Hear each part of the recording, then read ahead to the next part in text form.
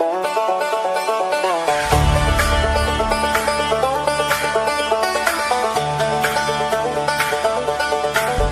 not a doctor, but I play one on TV.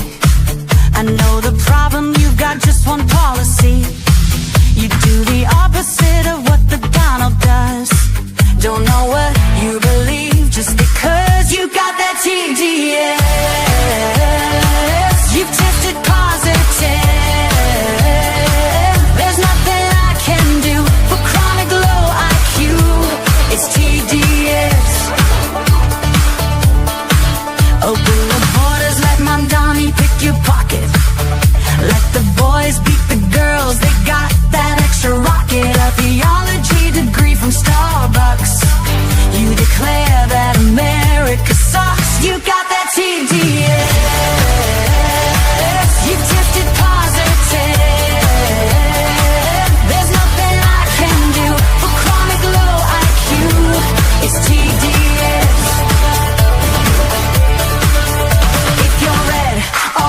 Let's get this party started. If you're left, you're blue and probably retarded. Like Rosie, De Niro, Jimmy Kimmel, Kathy Griffin. No kings, no kidding. We don't live in Great Britain. If J6 was the worst thing you've ever seen, Soros, burning Sadie's a mostly peaceful thing. Bring back the cartels, commute their crimes, sack the fact checkers like the New York Times.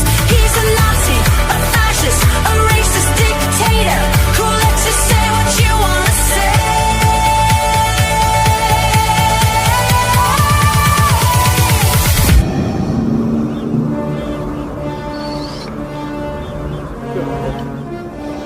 Luke, I am your daddy. You got that TDS. You tested positive. There's nothing I can do for chronic low IQ. It's TDS. No matter what he says, you must be really dumb, 'cause you keep blaming Trump for your problem. Side effects of Trump derangement syndrome may include violent behavior, delusions, nightmares, insomnia, irrational hatred, hopelessness, anxiety, depression, blue hair, tantrums, inability to form coherent speech, difficulty maintaining gainful employment, and verbal diarrhea.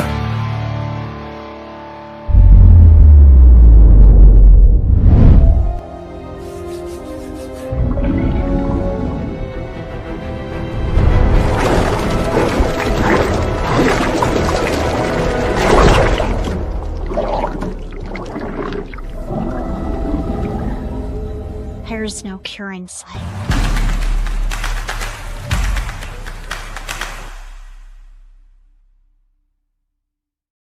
Hey guys, welcome to the program. How you doing? Would you do me a flavor, please? Would you give me the finger? Could you manage it? Just a little wiggle. 2 if you want. Like, share. You could even use these. Like, share, rumble, like, share. 4 fingers. Like, share, rumble, subscribe. Anyway, folks, welcome to the program. We haven't done this in a while, and this is where I kind of open the chat to the broadcast so everybody can see the chat. Jogger Jeff says, I've grown avocado trees from seed. 2-year-old, 6 foot tall. Goal's the same as parent tree, right? Interesting. I dig avocados. Avocados are the bomb. You want to try something good? Baked potato, same way you'd normally make it, except instead of butter and sour cream, avocado mashed in it. That's a good one. Anyway, folks, the way this is going to work is I'm just going to ask what's on your mind. And as it comes up on screen, we'll talk about it. I'm able to take the Rumble chat. And so if you want to be on screen, make sure you're following at rumble.com/Jovan Hutton Pulitzer, right? And I'll be able to pop it up on the screen. And we're just going to, I'm going to show you a couple of video pieces, but we're just going to talk about What's on your mind? Today's program is brought to you by the fine folks at Goldco. All I'm asking you to do is go to jovanlovesgold.com, request your free gold and silver kit today, because now is the time to protect your money with gold and silver. It's very simple. The system is going to switch us over to digital money. There's probably going to be, in finance, what would be called a down round, meaning they're going to take back your equity from you. They're going to try to balance it out. I hear it could be as much as 30%. That means whatever whole dollar you have in your account now is going to be 70 cents, and they're going to basically say that's just the way it is. We have to do a down round. Folks, you've got to get ahead of this curve, right? You've got to get ahead of this curve.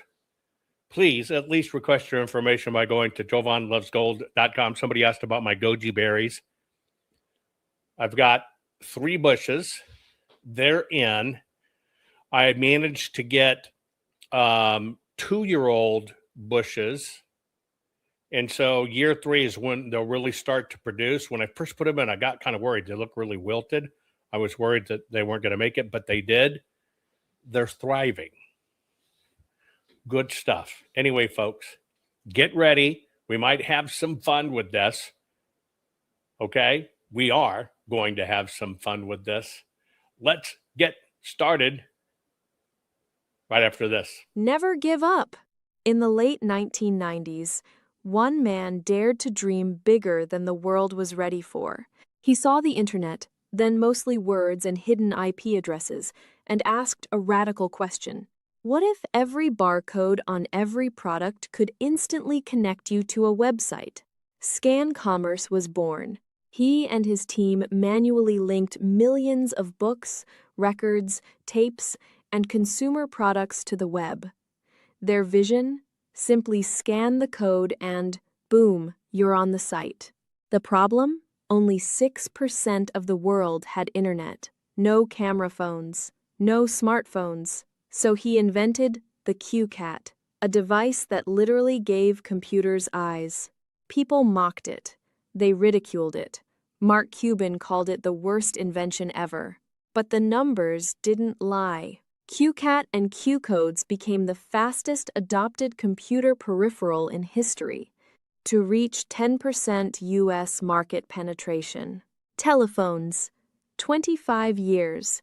Electricity, 30 years. Radio, 7 years. TV, 11 years. Internet, 9 years. QCat did it in just 30 days. It hit 1 million users in 30 days and 2.4 million in 60 days, faster than Facebook, Instagram, Twitter, or Airbnb ever dreamed of. Then disaster struck. The dot-com crash. 9/11. Markets froze. Capital died. The dream looked dead. But the inventor? He refused to quit. Jovan Hutton Pulitzer kept fighting. He nurtured those patents through the storm. He ignored the haters, the doubters, and the crash. Today, that dumb idea is the global standard and one of the most successful patent portfolios of the internet age. It's built into 21 billion mobile and wireless devices worldwide. It powers 2.7 billion scans every single day, over 1 trillion scans a year. And these scans, from one rogue idea, generate over $15 billion annually. The crazy dream that everyone laughed at now connects the world. That is the power of never giving up. It doesn't matter if they call your idea stupid. It doesn't matter if the market crashes. It doesn't matter if the world tries to bury you. What matters is that you refuse to stay buried. Your dream might be ridiculed today, but if you nurture it, protect it, and fight for it, it just might change the world tomorrow. So chase that dream. Take the shots. Fall down 7 times. Get up 8. Because the only thing standing between you and history is the decision to never give up. Now go build it. The world is waiting. Rennie Good was a gifted soul, A writer and a poet and a mother, wow. She tried to hit an agent with her car, oh no! Pop, motherfucker, now she's gone! Yeah, yeah, yeah! Being a fucking liberal is a mental disease. Blue-haired and fuckables with the septum ring. You are not a hero, you're a fucking disease! You fuck around and find out it's what it is!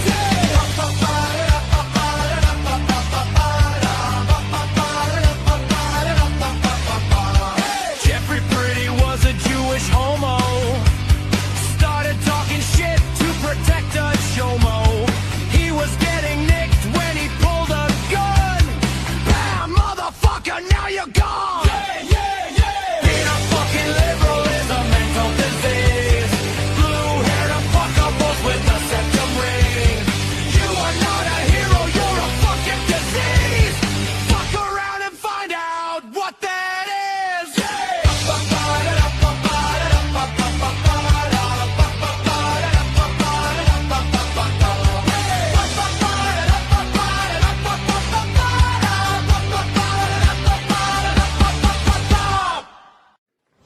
Warning. The following program has been rated Gilligaff and is intended for open-minded audiences. If the truth offends you, or if you are allergic to focused intensity, intellectual athleticism, or the occasional F-bomb or even irreverent humor, please switch off now. If your delicate sensibilities need to be worried about or addressed, might we recommend the Underwater Basket Weaving channel to you? Otherwise, sit back, enjoy the wisdom, insight, and wicked sense of humor. Cut the crap. How many times a day do you want to say that to politicians, the elite, the loony liberals, the fake news media, and the gender-confused emotional socialist snowflake crowd? Cut the crap is your secret weapon for fighting for our freedoms and our great republic. It all begins with a massive mental enema, freeing you from the toxic news and politically correct views, which constipate your consciousness with stinking thinking. Your host, Jovan Hutton Pulitzer. He's known for calling out politicians and telling them to cut the crap. You've seen him on virtually every television network and listened to him on Coast to Coast Radio. And now he's here to help you learn to fight for America. Culture, race, and American politics. They all have one thing in common. They all need to cut the crap. Now, here's your host, Jovan Hutton Pulitzer.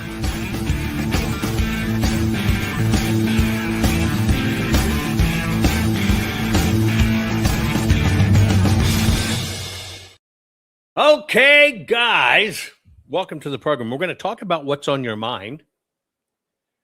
And the way I do this is in Rumble, I am able to explode out the chat and put it on my screen, which I'll do in a moment.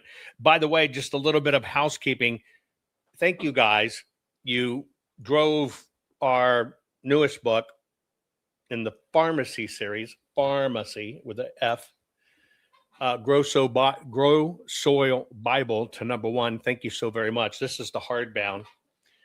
This is really a beautiful book. I got to tell you, right? And a lot of the teaching, the reason I do these in colors, if you can, I don't know if you can see these, but you got to be able to look at the various colors in the soils and different things to kind of understand what's going on. And if you can't see the gradient pieces in it, you kind of miss it. And that's why I tend to do hardbound books in color. They're more expensive to do, but this is also the quality that's a, coffee table book. But thank you for driving that to number one. Also, a little bit of housekeeping. In very short order, may just be within a day now, you'll be able to get my newest book, which is called The Three-Toed Dragon, Communist China's Secret World to End American AI and Data Centers. This is the real war behind it. And you will see what's being fought over, why it's important, but also how the system is using psychological warfare on this data center stuff. And so few people really do their research. And so the bottom line, if you want to understand, if we lose the AI data war, you think information's bad now. Information as we know it will be over. I'll give you a prime example. Yes, the United States of America, it has 5,000 data centers. People forget that all the telecoms, everything else have data centers. They've been around the United States of America literally since the 1930s and 40s. But anyway, but our power grid is 80 years old. China, on the other hand, Tucker Carlson said, well, why is not China building them if this is great? Because China built the power grid. Our grid can't support it. They know, and they're fighting this warfare so they can get a hold of data centers and control AI. Nothing ever, from the true standpoint that China does not want out, will ever hit it. And that's what the three-toed dragon is. You've got to understand what's at stake. So it's a reader so you can defend against it, but also you can understand, especially if you think they're infecting your neighborhood and all this other stuff going on. You got to know the issue. Second thing is, in all of this, I'm terrified of what's happening to our children in this data war at the same time. I can be for data, big data, but I'm also against how it's used wrong. And it has been used wrong against our children. And so I'm releasing the Golem effect, precious pixels, deadly devices, and how the digital social era is creating killer kids. Some of this stuff, when I share with you the numbers and what kids are doing to parents when they take away their devices, are just going to devastate you. This book will explain from the future standpoint of how this affects our kids, etc. Anyway, you'll put your questions and stuff in chat. I will pop them out. Somebody said, Jovan, I just chimed in. That was kind of rude to ask about your berries. Well, my berries are open even for personal inspection. If you want to see how well my berries are, how well they do, plump, full of life, right? Energy, vitality, you're welcome. We'll work it out and you can come and inspect my berries. Yeah, we were talking about goji berries, right? And you're welcome to do it. I think all of us need to get control, right? Have to get control of our food supply. That's called food sovereignty. A few of the questions that came up on the screen earlier as the intro was, right, going, yeah, Texas Liberty knows that my berries are smooth and succulent. I know that. And I authorize you to inform everybody that. You don't have to share the pictures. I'll share my own pictures, but you know what I'm saying. I appreciate it. Look, just so you understand historically, when I talk about Goldco and I talk about a down round, basically it's about wiping the value of money. Our country did this in 1933 when they devalued the dollar and confiscated gold at an official price, right, at $20.67 an ounce. You have to understand that. It also, with the Cyprus, with the Greek bailout in 2013, it happened. Everybody did a down round in it, in the converting of money. 47.5% of all the deposits were unsecured. And basically what they did was a down round. It happens, okay? And I just want you to understand why that happens. And that's why I tell you, you've got to understand what role precious metals pay in it. And you can't, what are you going to do, fight it? We're going to fight, they took $1,000 out of my account or what? Are we going to spend $10,000 to sue on fight on it? That's what they hope you never do. It's a numbers game, right? And that's why you have to understand how the government does this stuff to you. One of the other questions before I pop up my chat here as I pull it out. Hang on, I'm going to look at one screen. While you can see that, let me get the pop out chat. Let me get over here. Let me pump it up.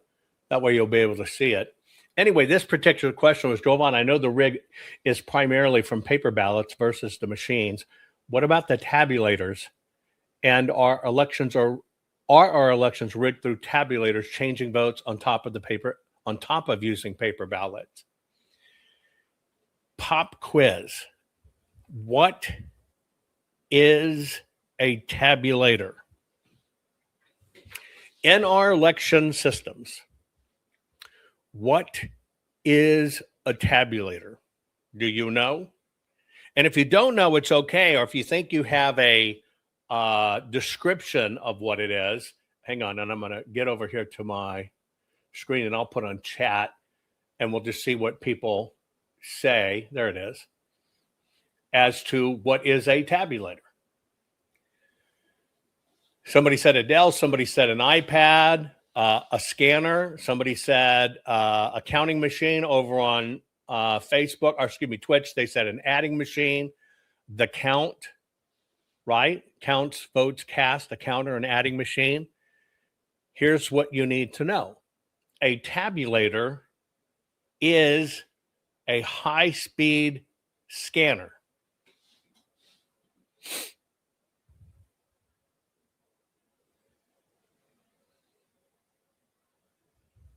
That's it. It's a high-speed scanner. It counts nothing. It records nothing. It prints nothing. The only counter that the physical tabulator does inherently is know how many paper ballots went through it in a batch, like the dollar bill counter. That's a tabulator.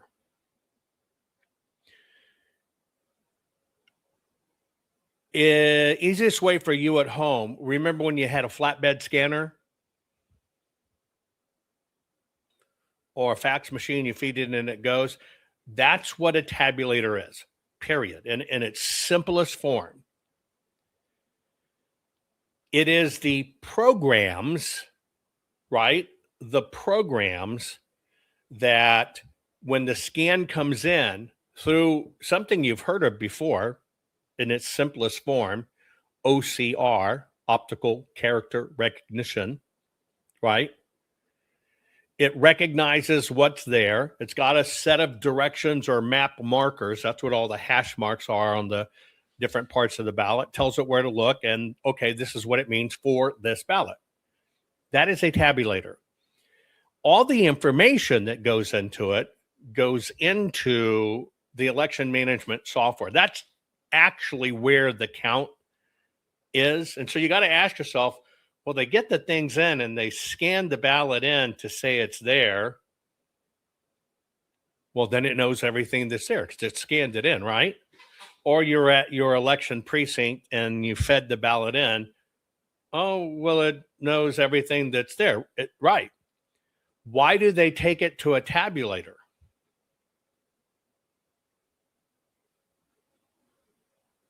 See, when the mail-in ballots are open,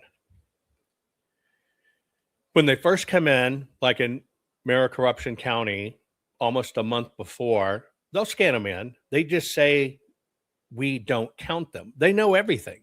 They know everything the moment it's scanned in. So in order to perfect that, well, we don't really count it, they created this thing called a tabulator. And then they changed the definition. And the definition means, okay, all the early votes or mail-ins come in and we've scanned them, but we don't count them. And they pull out the card, and then it's got to be transported to a tabulation center because people are too dumb to count, right? And then when it's rerun in, then it is officially counted. Do you understand where the hack is in that? The moment that paper hits any form of the electronic scan, they know everything that's there.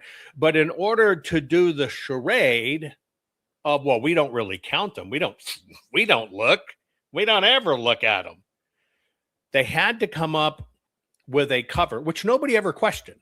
Nobody at all ever questioned, right? Well, only that one over there can count them. It's all BS, because what they're doing is they're enabling the people, paper, and programs. That's how it works. And so the tabulator itself is a scanner. Period. Who, even before the information gets there, knows all the information anyway, because they've watched it the whole time. But they've got to convince you they're doing something. So why did they create a step where, no, the precinct can't count it? We got to count it over here, because they need to extend it out and have the time and get these breaks in between. And it's the breaks in between that are manipulated. But the tabulators don't print on the ballots or change the votes or anything like that. Period. They don't. Could machines be made that actually change votes? Yes. But here's what you got to understand. It'd be incredibly easy to find. So what they have to do is they have to mask the findings. And the way they mask the findings is they need a time hack. And therefore, they have to protract it out. You've got to understand, if it actually comes in one way and then changes it, it leaves a trail. This is where most people don't understand, and I'll give you an example, and I'll use the Tina Peters case as an example. In Mesa Report 1, Mesa Report 2, and Mesa Report 3, how many votes were found to have been changed? How many votes? Put it in chat. How many votes in the Mesa County records, Report 1, Report 2, or Report 3, how many votes were changed? Right. 0. You can go back and read it yourself. 0 were changed. Not a 1. Period. It said files were missing. It said files were missing. Now, here's the next pop quiz. We know this happened in 2020. When did they start doing these upgrades, a trusted build? When did they start doing upgrades? You know, like Tina Peters, a trusted build. We didn't know it. We didn't. When did they start doing that? Not 2020. Try 2000. Those two have been around forever. But if you don't look at things in context, you can be led down a path to believe something. And here, I'll give you a good example. Let me stop sharing. Here, let me go remove that. Let me go here. Let me go here. I talk to myself when I do shit like this. Do you do it? I give myself instructions going through it. Isn't that weird? But I'm not the only weirdo. I know that. Let's see. Here. Let me share my screen with you. And I'll explain something that may help you here. The Election Crime Bureau, brought to you by Mike Lindell. Anyway, Patrick Colbeck posted Fauci COVID role exposed by DNI Tulsi Gabbard as she leaves office. But wait, there's more. Fauci is also tied to the development of election tool that enables election fraud. Now, that says a lot there. Patrick, who's not one for facts, and I've called out this before, and I talked about it openly. Let me see if this moves on my screen. Let me see if that went up. Did that go up? That's probably not the one. Did this one go up? Okay. I think this is it here. And so I wrote an article, right? Did Anthony Fauci fund patents for fake voters as Lindell Network's Election Crime Bureau claims? Well, I take you through all of the information.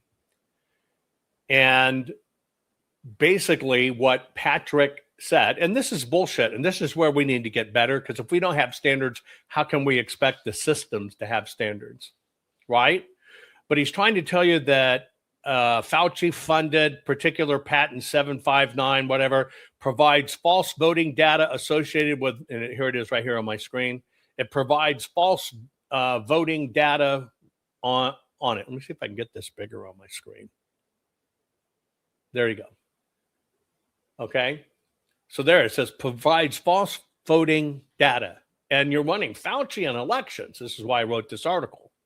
Well, Colbeck, who does not, one, does not understand this, or two, is instantly manipulating it. I've called him out before. The facts are, and this is why you have to understand how all of these things work. Is Fauci tied to the development of an election tool that enables election fraud? Here's the fact, okay? The National Institute of Health, operating with government support under orders for service, DOD, FBAP 202, blah, blah, blah, blah, blah, blah, awarded a patent to Accenture. Basically, they provided funding. Accenture did the work. Accenture created a patent around it. But because it came from government funding under the CIOSP program, the government has a toenail in it. Here's what you have to understand. The NIH only administered the IT contract. I know this is really weird, but what it is they have a mechanism that for some reason it got set up under NIH a long time ago, okay? And they have a thing called indefinite delivery, indefinite quality government-wide acquisition contract. So anything can be done under there. This is the patent in question. Dynamic auditing of electronic elections. Okay? Here's the patent you can look at. It was filed in July 8th of 2025. It was originally filed December 23rd, 2023. It's a continuation in part of an original patent.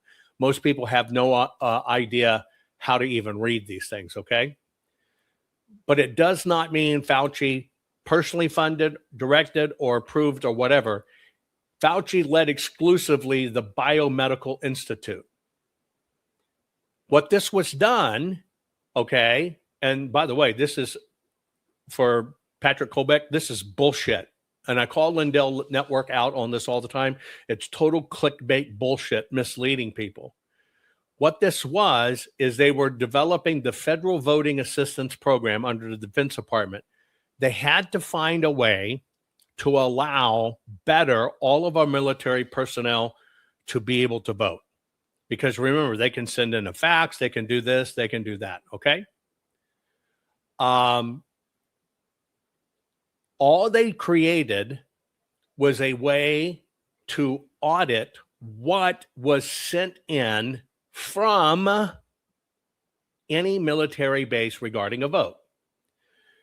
The patent can be described as follows: covers an electronic voting system and a method that audits the system by injecting known test ballots tied to user test identifiers, encrypting and storing those tests through the voting system, and then decrypting on the opposite end, comparing them back and forth to make sure it's the right person. This was developed to do electronic self-checking. That's it, for military personnel. Now, it can create and recognize test voters. It is a security program designed, ironically, for auditing.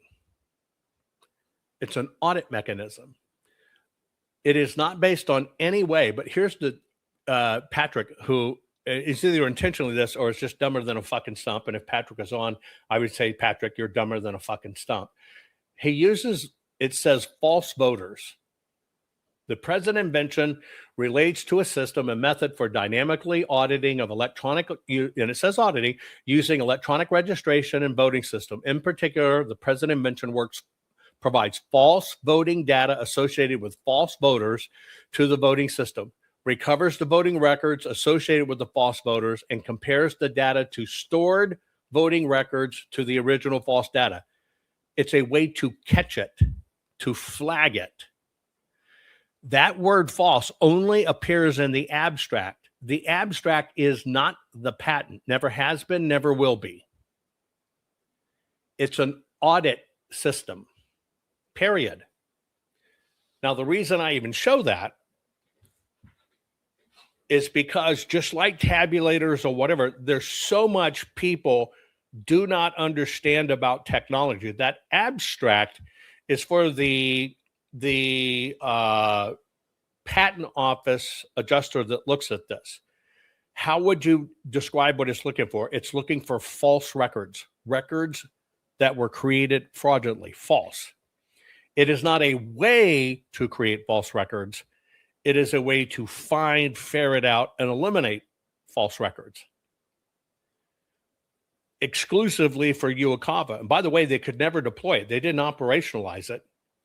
Accenture, an accounting firm, said, hey, we could probably do this. But even what Accenture didn't know is those databases don't talk to each other and open. So the patent is actually kind of useless. But this is why I go where so many people have, you think certain things change the ballot. Can they change the vote? Granted, adjudication, which is separate, ballot comes in, you got an original record of the ballot. The system say, hey, there's extra dots or line here. That becomes an adjudication ballot. It goes over here. The ones that go in with no problem go over here. That's where they fake the counting of it. Adjudication, right? The adjudication part of it, they can, in fact, create. They say, no, it was this. And so you can have something that looks like this. They can, in fact, change it. But then it has a secondary file. You always have the original. You have the paper ballot. You have the original cast vote record. You have the changed record. You have the adjudicated record over here and how it went to the management system. And that's why, again, Lindell and team, go get the cast vote records. If they won't, take your pillow and hit them with it.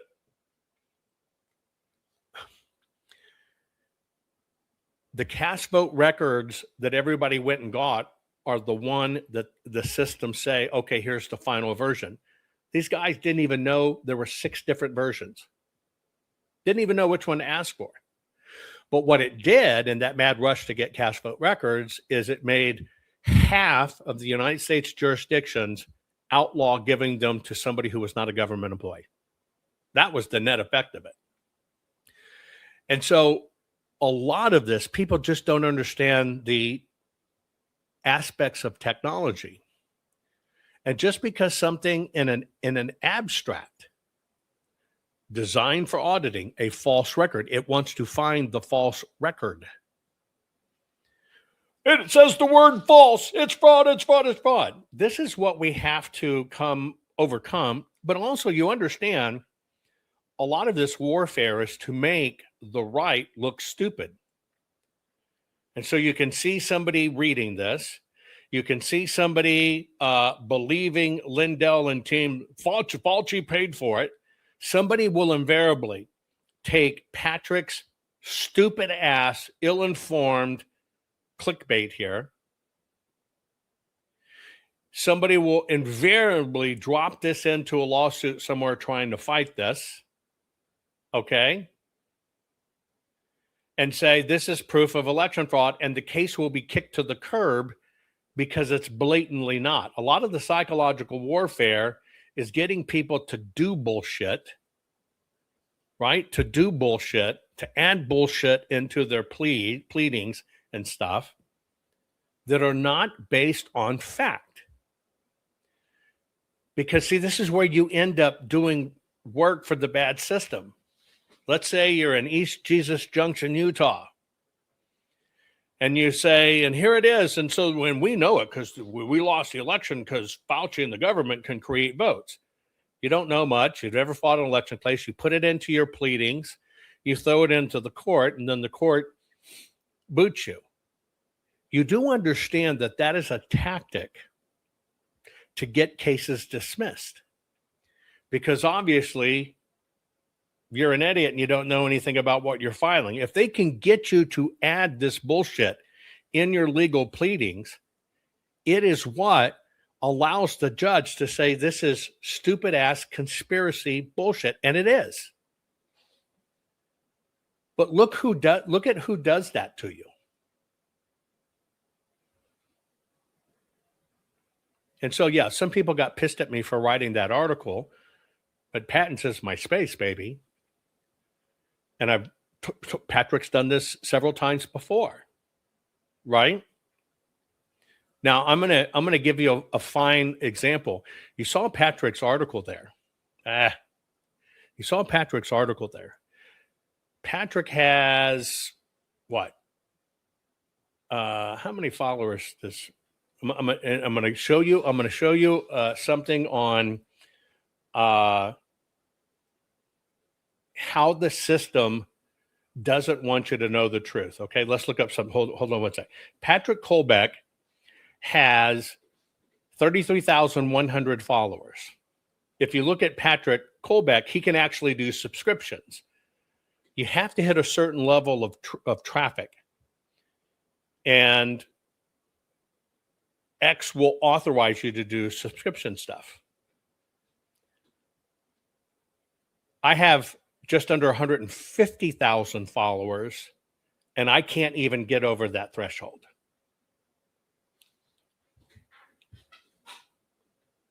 Now, I want you to think about that for a moment. This is how the system helps foster certain things. And you see the numbers and you see how it's propped up, and you really see who's suppressed, who they stop it.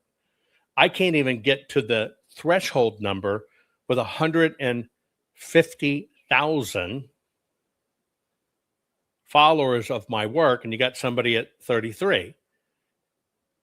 But they'll do that because it can be amplified and get thousands and thousands alike, and people will run with that headline. That's the danger.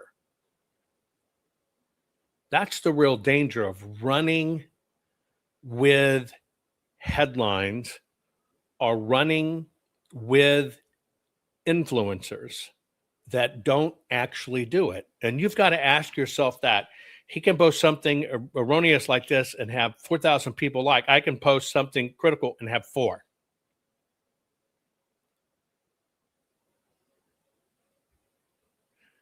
That's the system. I'm going to give you one example. The system can admit it blatantly, just why we're on Lindell. Let me show you something that just aired. I want you to listen very carefully. Senate Majority Leader, and he's saying all of that because the Republicans in the Senate are not trying to push through his bill to restrict voting in this country. Well, that's right. This is this horrible thing, the SAVE Act, one of the worst, most anti-election democracy things that's ever been proposed. They say it's all about ID, voter ID. It's not. They will remove 25 million people off the rolls. Why? Because they'll require under this act, which is not going to pass, and we're not going to let it pass. We've defeated in court. I was a lead plaintiff in the decision to do that. We've refused to give them the votes that they would want for this. We never will. What it does is it says every state send your election rolls not to the Justice Department or the voting division, but to the Department of Homeland Security, where Musk and Doge and Vote have installed an algorithm that determines whether you're legitimately right to vote or not. The algorithm is a fix. It'll knock 20 million people, 30 million people off the rolls, and they don't tell you. So Mr. Lawrence O'Donnell could show up at the same voting place he showed up every so often. Now, what did Chuck Schumer just admit? Right? What did Chuck Schumer just admit in that? He admits that, in fact, there are 25 million voters, and I'm going to play it again because it's more, that he knows and they're worried about that as soon as it's turned over, they're going to be found and they're going to be removed. Let me play that again. Senate Majority Leader, and he's saying all of that because the Republicans in the Senate are not trying to push through his bill to restrict voting in this country. Well, that's right. This is this horrible thing, the SAVE Act, one of the worst, most anti-election democracy things that's ever been proposed. They say it's all about ID, voter ID. It's not. They will remove 25 million people off the rolls. Why? Because they'll require, under this act, which is not going to pass, and we're not going to let it pass. We've defeated in court. I was a lead plaintiff in the decision to do that. We've refused to give them the votes that they would want for this. We never will.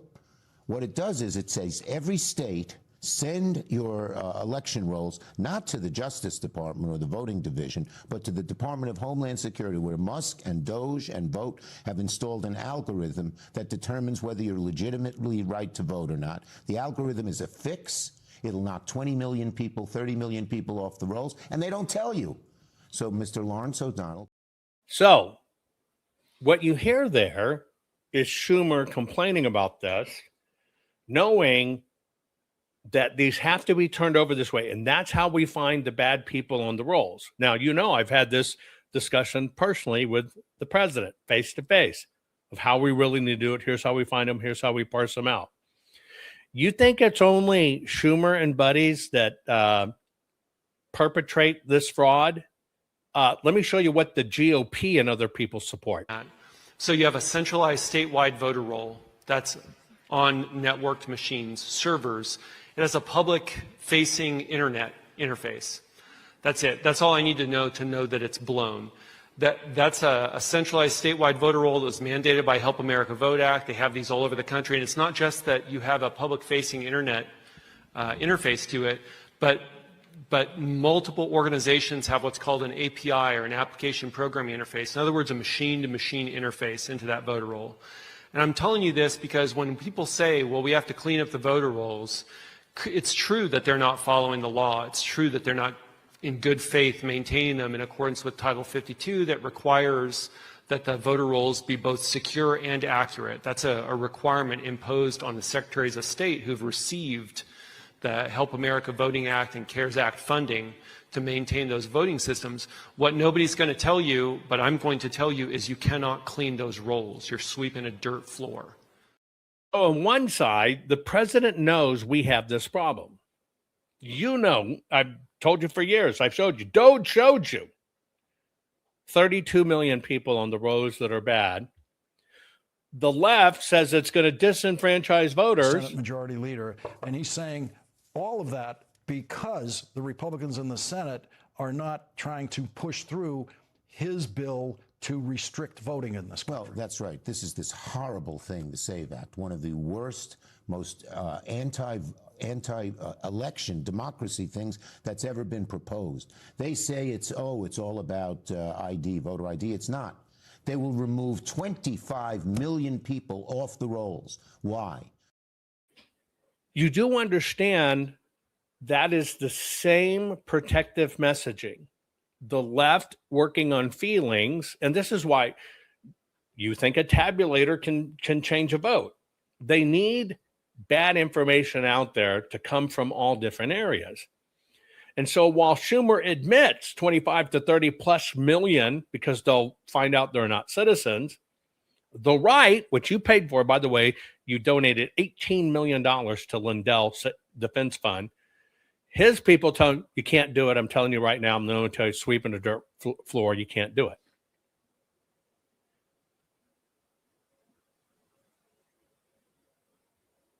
Both sides of the coin shared exactly the same message. Don't you dare mess with the voter rolls. I want you to think about that. This is how it works. The language is different depending upon who you're talking to. The language is different because they're using your hot buttons, right? They're using, hold on.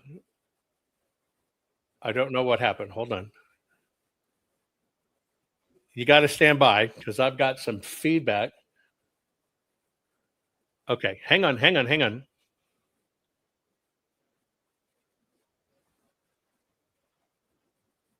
Okay, I got to figure out where. Can y'all hear this sound on my screen? Put it in chat. Do you hear this?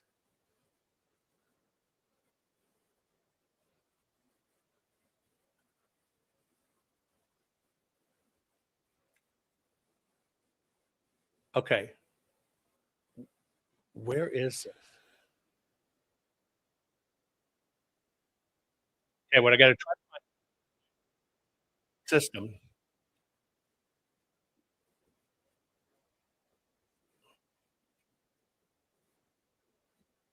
One down, one down, one down. Here, here, here. That's weird. Did y'all hear all that, or was I just freaking hallucinating? Could y'all hear that on my screen? Okay, sorry. I was like, what the hell is that separate video playing? I don't even know where it is on my system. Half of you are saying you can, half of you are saying you can't. Isn't that interesting? Now that I got to check out. How does that happen? Anyway, do you see that it's both sides of the system saying the same thing, but talking to their base about it? One saying they're going to disenfranchise voters, poor black people, poor. Blah, blah, blah. That's their messaging. The messaging on the right, well, yeah, but it can't. It's crooked. They can't do it. We can't do it. We can't do that. To dissuade people. These are the same coin being flipped that has the same agenda. And that agenda is don't mess with this stuff. Let me get back to, I'm going to pull my system back up now. I want to get back to putting your chat back up on screen. So let me get back here. All of that tanked my systems for a moment.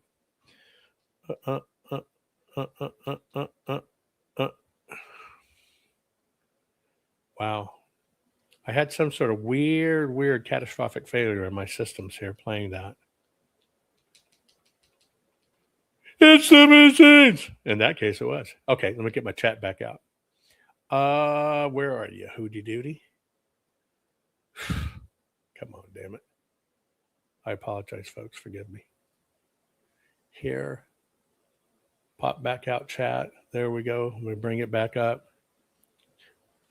I'm thinking y'all could hear that, because if I can hear it in my studio headsets, then I know y'all can hear it. Okay. Okay. Let me get this back on my screen.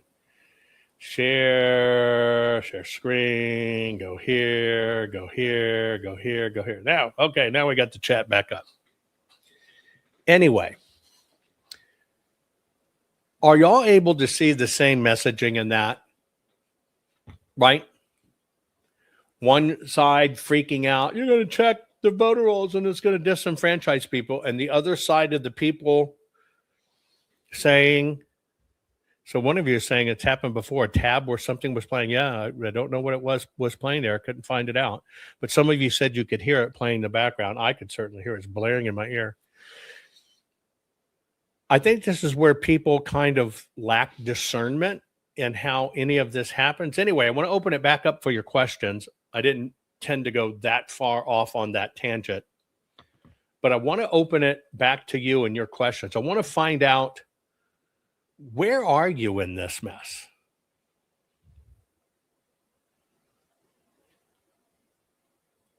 What do you have to say about what's going on? Are we making headway?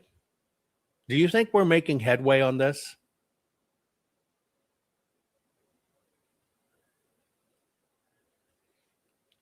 So Robbie says, does Trump know what an ass clown Lindell is? I could tell you yes, but the system tap dances because a lot of that money that you gave him for access, he turned around and made donations, right? And politicians are going to take the donations, and you can have totally bad advice, but if you at least walk the party tune, the party's going to protect you. And that's like Frankie and Johnny says, voted for Trump. He's not a politician. I'm not, I'm the same way. I'm not a politician, etc. And Rumble, I don't know. I keep on telling Rumble, I sent to executives even yesterday, you've got a bug in people that watch browser-based. By the way, let's just do a quick poll because he's 808 saying, hey, who controls Rumble? How many of you are watching Rumble feed right now in a browser? I'm not talking the Rumble app. I'm just talking in a browser of some sort, desktop or otherwise. How many of you are watching in the browser? Because when I see it, I'm seeing it in a browser. Yeah. What I find happens for some reason in Rumble is that you always have to keep on restarting it. The stream's not just going to continually play. Are you finding that as well? That it'll just stop? Right? Let me tell you, and I keep on telling them about this. Yeah, most of you in the browser, right? There is a glitch that has been written into Chrome and Microsoft and all these other ones. They are intentionally timing out the streams. And it'll just stop. And then you got to refresh. And then it'll just stop and refresh. And I'm talking in a 1 hour program, it will happen at least 6 times. At least 6 times. Kitty uses Brave browser, says no problem. Somebody saying Firefox, no problem. Somebody saying in Brave. I haven't tried Brave. I guess I should. Beak says he's using fucktards. Maybe that's why it works. Okay. But this happens quite often. And the way I look at it, I see it, it's a browser hook. It's a way to get people frustrated. Fucking Rumble's glitchy. I'm getting off Rumble. I'm going somewhere else. That's what I'm trying to figure out, what's going on in it, because I'm experiencing the same thing anyway. So while we've got chat up, what I want to know is what's on your mind. Okay. What's on your mind? Where are we winning? Where are we losing? And a lot of people complaining about Rumble. I keep on telling Rumble this. Right? I keep on telling Rumble this. And by the way, numbers across all my platforms are grossly suppressed. Right? I have no updates in Georgia. 0. None. Don't know where the ballots are. Don't know if they're going to get the ballots. All I know is, even like in Wisconsin, where they secreted away the ballots, they want to destroy them now. Nobody's letting anybody, right, to buy ballots. Crystal wants to know, why are wheat berries super high to process flours? Because they don't want you grinding your own. And you got to find the alternative suppliers. Crystal, that's the hack. They're subsidizing wheat. They want you to have the blended, cheaper BS wheat versus the ones that grow the purer wheats. And it's a way of pricing it out of the market. Right? X, yes, X is incredibly suppressive still.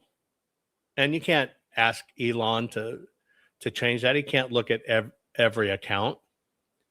You can't. But what do you think's going on? Where are we winning?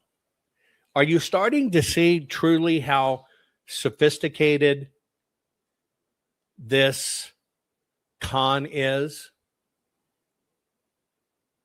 Right? Have you seen how both sides play in this con?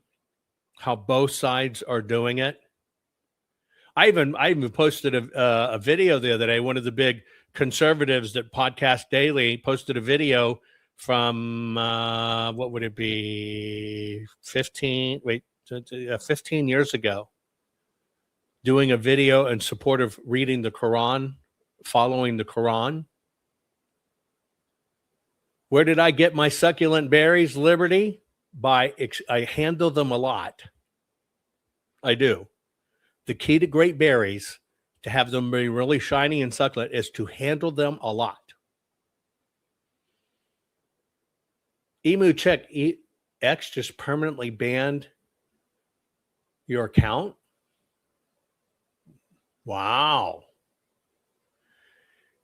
What they do is they gang up on people.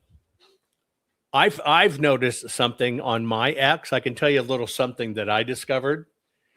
If you were watching something that I post controversial, but you were sitting on my end, the moment I post it, I can see a comment, but then when I click to see the comment, I can't see the person or the thing. Many times I've asked you guys, who's commenting on this, because I can't see them. What they do is they have really bad spam accounts. They'll block you so you can't see them. Then they'll turn around and post some bullshit comment on what you do, and it flags you in the system that you're promoting their spam. When are the arrests for the conspiracy of Mar-a-Lago? Ain't going to happen. And let me ask you a question. Why does that matter in the world of things? If they went and arrested somebody for you did the bullshit at Mar-a-Lago, will it change anything in the United States? Just a question.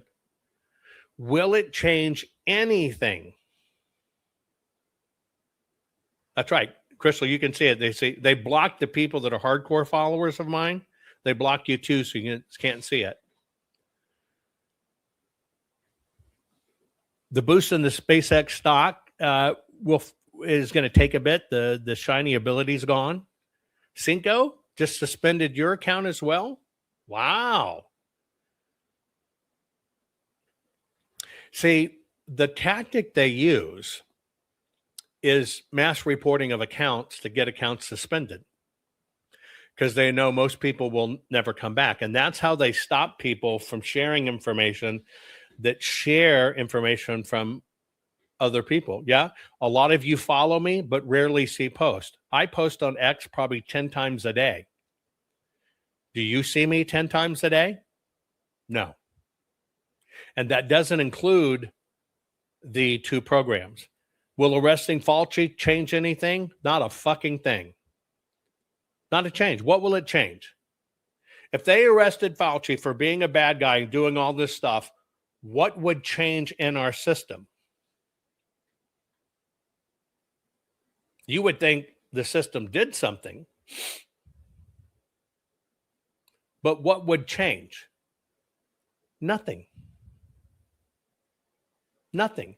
If you don't see me on X, you got to look for me on X.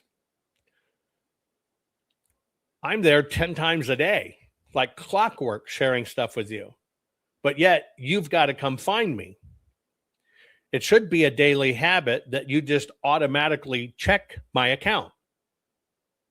So somebody says, so don't hold them accountable. Did I say that? Or did you say that?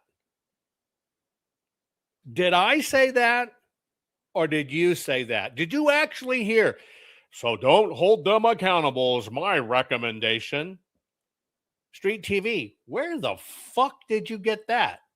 I said, what if Fauci gets arrested or Mar-a-Lago people conspire? What will change? That was my question. Why don't you answer that? So don't hold them accountable? I didn't say that. I didn't say that. I said, what would change?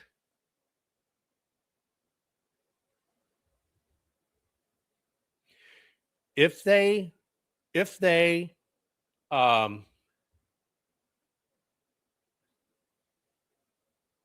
arrested Fauci, nothing will change in our elections. Nothing will change in our economics. Nothing will change in what's going on right now.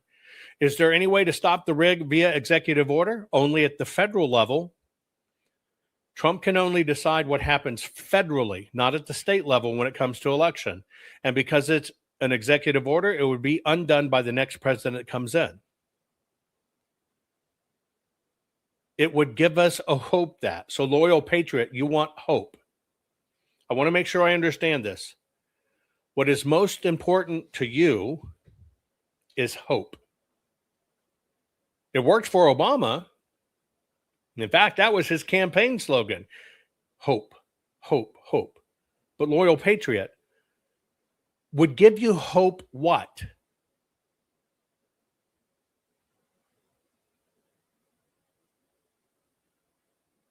Do you understand? And God bless you for putting what you feel. That's great because it's a teaching moment. See, all we get is hopium. We need action. We need to get past hope and get to action. The difference is, Jeff Jogger, are you saying that it won't change until it's made to change, meaning federal actions? Jogger, which one are you talking about? You got to be specific so I know what you're saying. Right? Got to understand which one it is. See, I think everybody's been created to hope.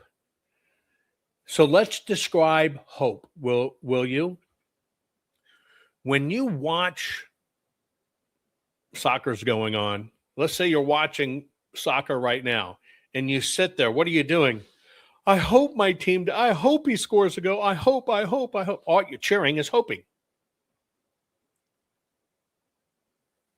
But are you doing anything?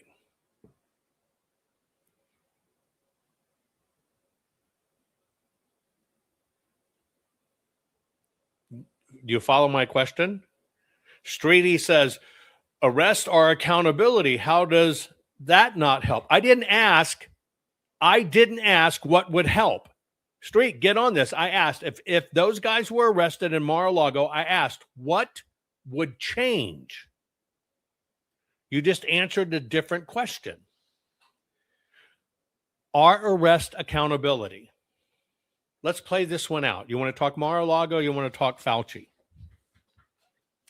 Let's say they find an FBI agent that all over his private stuff, he's got fuck Trump, Trump is a pedo, fuck Trump, that kind of crap. And they arrest that agent because he's the one that took Melania's panties. Now he's held accountable.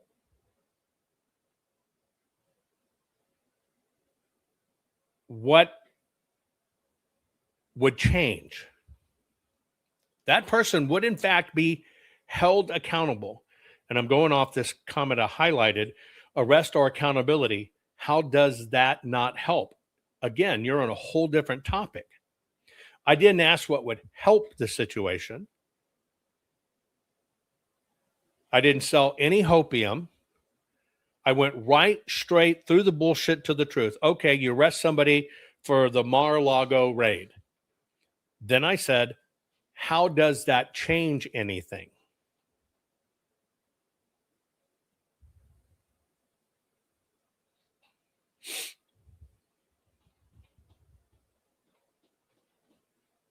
Let's take this one. See, I just don't think it changed anything. I don't know what you're saying here, 808. Slavage, Trump is alleged to ignore some big issues. Sandy Hook, false flag, Alice Jones, throwing trial and discovery, debasing First and Second Amendment. Jovan, Trump is alleged to ignore. Who wrote that sentence? Who said that those? So let me ask you a question. President Trump comes out and says, Alex Jones was right. Sandy Hook was play actors. Let's use that one. There you go, Frankie and Johnny. Accountability will not change what has already happened. There you go.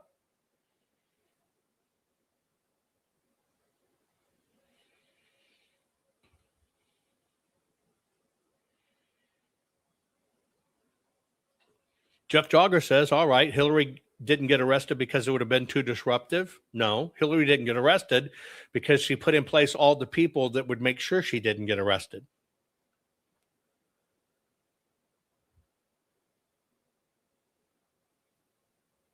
You got to decide what you want. See, do arrest lead to accountability? Do arrest lead to accountability system-wide?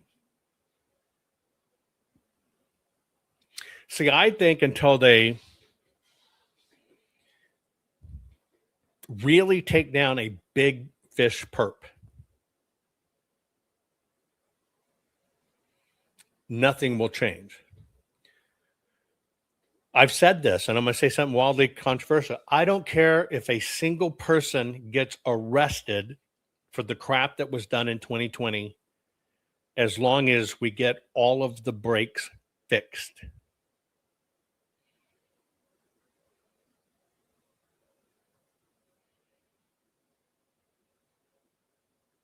Think about it. I would exchange every, right? Some of you go, yeah, Jeff, you can rob a bank now. Tomorrow is history. Move on. Hey, jogger Jeff, if you're not jogging, why don't you come in live? Let's discuss this. Right? It's too hard in chat.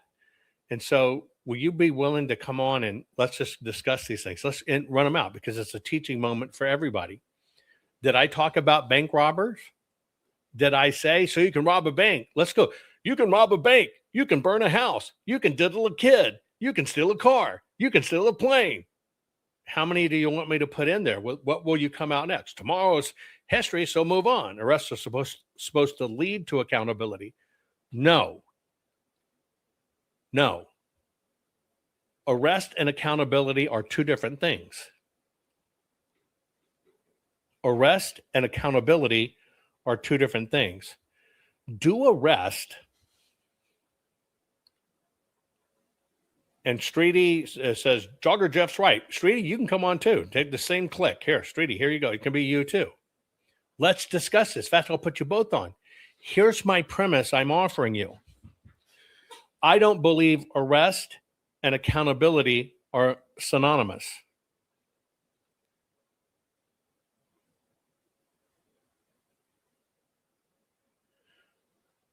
Arrest are designed, see, Streety just says again, arrests lead to accountability. No.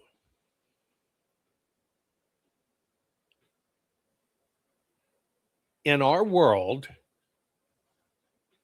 what criminal acts have arrest eradicated?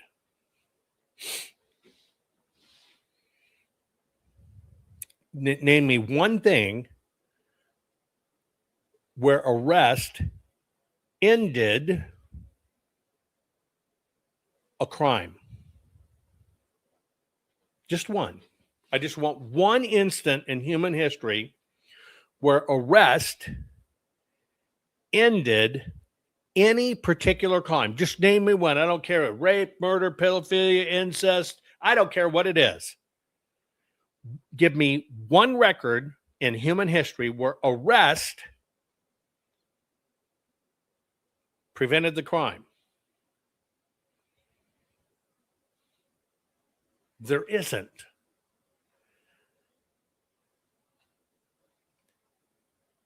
Arrests are a deterrent, but an arrest is not an accountability. Accountability comes from one source. Set God aside. One source. No, Al Capone got arrested, but did he change mobbing and running bootlegs or anything? Did it change anything? No, it gave the government another tool, but did it start it?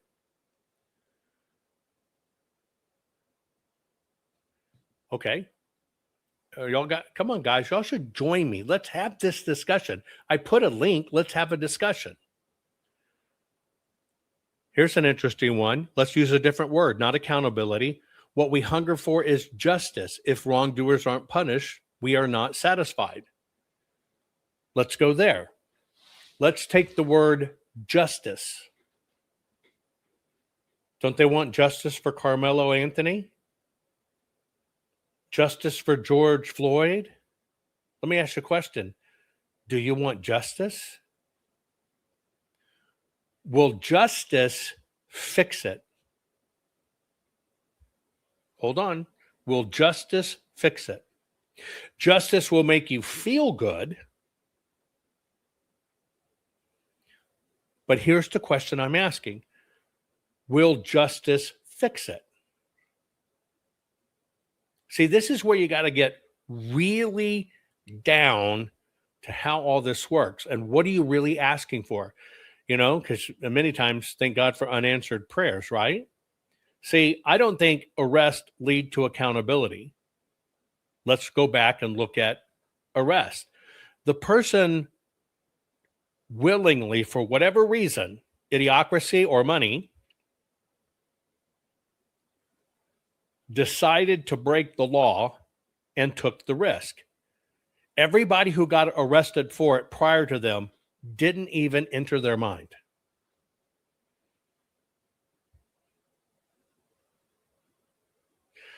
Justice for George Floyd. The cop went to jail. He's been shanked like 21 times. Did that give justice for people that believe that bullshit of George Floyd? No. Justice? No. Hey, Jogger Jeff, how's it going, brother? It's good. It's good. Hey, tell me where you're from. Tell me what you do before we get started in the discussion here, and I appreciate you coming on. Where you from? Well, I'm down in Miami, Florida, and I work in education. Beautiful. Oh, yeah. God bless you. That's the second line important to being a mom. I see a lot of people. I hear what you say, and I appreciate you. Make a lot of sense. Let's talk about will arrest and accountability. That was the thing. Arrest leads to accountability. I want to understand your premise that arrest leads to accountability and what you're trying to say by that, because the text part's too short. Well, texting was difficult to do. If you don't make the arrest, then that's why I referenced that rob a bank today. It doesn't matter tomorrow. I mean, so what? There has to be some type of a penalty involved where other people are now discouraged from doing that. We're rewarding it by not arresting anybody, by looking the other way or allowing things to happen. We are not. I'm not. So you said we, and I'm not in that batch. So who rewards it? Well, if people are not arrested, then we, the people, are not getting it done.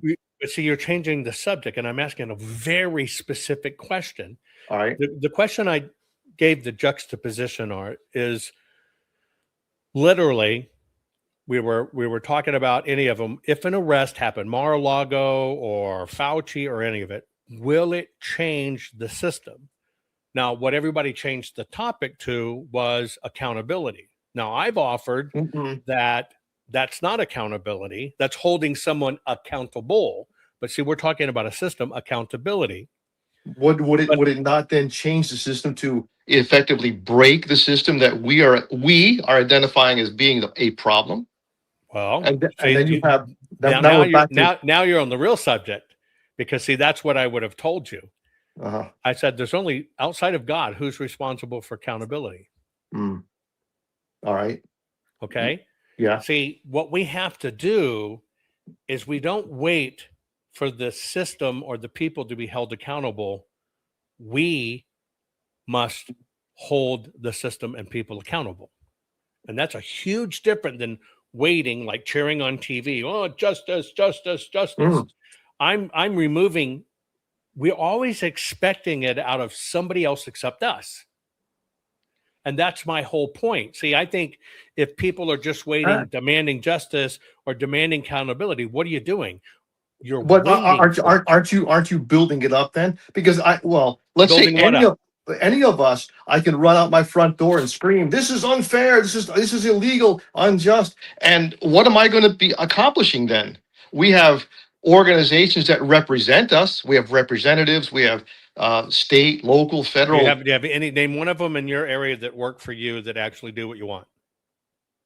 Oh, well, now see, what's the difference between walking out your front door and yelling it, or sitting right now in front of thousands of people discussing it? Well, let's say you take the local police department. I think they represent me. Okay. But they're not going to come to my house and say, "Well, you think whatever, it's unfair. Therefore, we're going to go investigate it. It's not like that. No, It's no, no, not that no. at all. But that's what I'm saying. See, we push so much to a third party. You actually hit on it. Nothing changes until we demand accountability. But in your side of the equation, you keep on inserting something other than yourself. The only subtle difference I'm making is, and the reason I say there is no accountability, is we expect other people to do it. So let me give you an example. I've sat behind this microphone just in this politics iteration for over 6,000 hours educating. This is how I personally work to hold the system accountable. I know it's not about bitching about the lawmakers. It's about getting people to understand all of the nuances, how they weasel out, and how we don't get fixes and they work around us. I showed some of that stuff earlier. That's what I'm saying accountability is. We have been taught, like Pavlov's dog, to think it's from the agencies at any level. Now, basic crime, yes, police, for in their bailiwick, somebody comes rob your home. It wouldn't be right for them to come to your home and talk about your emotions and feelings unless you lived in the UK, and then they put you in jail. But you understand what I'm saying. We must understand the very simple concept of we the people, which means we are accountability. And people have forgotten we are supposed to instruct our lawmakers. If I was to ask how many people have actually sat down, physically written a letter instructing their lawmaker, and this is what needs to be done, and this is what I'm expecting you. Okay. Minuscule. Right. It's minuscule. Yeah. Let me show you about cowards, because the one thing I detest. I take my local rep as an example. I talked to her before she was elected, and she came off as, I'll reference MAGA, and I was very happy about it. But her voting record is anything but that. And I call her office. I talk to her people. Now, are they listening to me? Yeah, but they're not. One second. Since Streety actually suggests that he or she, because I don't know, is holier than thou, better than all of us, right? Let's get Streety on as well, because Streety's saying we elected them to do it. Well, they're supposed to. They're our representatives now. I'm not speaking for Streety, but what do we know about that? We know that is not working. You talked to them before they went into office. So all I'm saying is we now know, no matter what the topic is, when it comes to government, they are not listening to us. Well, now history has a lot of stories about that, doesn't it? They do. And I'm not going to the string them up bullshit, because that's not what I'm talking about. Right. I'm talking about human accountability. Yes, you talked to a lawmaker before they got into office. I would offer you two things. Do you think the lawmaker remembers? And if they're not in office, did it matter? No, it didn't on the face of it. He's not going to remember. And number two, could they do anything about it? So yes, you talked to somebody, but they couldn't do anything about it. But see, my question is about the words, not about the emotions. And everybody dives quickly into the emotions part. I'm trying to help people get further. Okay. Here's a good one. I'm going to put it on the screen. So you're doing more than just water cooler talk. I appreciate that. Yeah, absolutely. Hold on. Skips on it says, so what accountability has all Jovan's efforts accomplished? Well, I can tell you, I see it every day. While the whole system is telling President Trump it's the machines, what is President Trump actually focusing on? The voter rolls and get rid of the mail-in ballots. I can tell you exactly what comes from my efforts. Maybe we're seeing frustration by a lack of voting for the... Frustration is key, and that's what the system needs us. The system needs us so freaking emotional that we can't even see things are being done right before our eyes. You see all of these big events being, even an election terrorist, the machines, and we got to do it and hold a rally and a rah-rah, we got to do this and it's that. But what is President Trump doing? Voter rolls, mail-in ballots, voter roll, and he's put the whole thing into action. But now that's great. Now he stopped from doing it because he wants to make it a law, and the Republicans are preventing it. What can he do about it now? Not a thing. So where does that leave us? It leaves us that enough of us don't actually get involved and instruct our lawmakers. Well, you mean like call them, and what other than They're hold their trained. hand while they sign something? No. It's a multi-part strategy that requires incredible effort on our behalf. But you should be emailing your lawmaker, Absolutely. physically writing letters to lawmakers, and literally calling the lawmakers. Now, what is the most effective of those three? Do you know what it is? I would think the letter to them. Yes. You know why? You know how many letters it They takes? don't get, I don't think they get so many letters. They're probably like freaked out when they get one. You're right. See, we've been trained to complain. We've been in the old system, it was call your lawmakers when calls mattered. Mm. And then it was email lawmakers when email Yeah. mattered. All they now Yeah. says, I didn't get it. But if you took the time to sit down and write a letter, and in that letter, you avoided self-sabotage. Here's the self-sabotage part.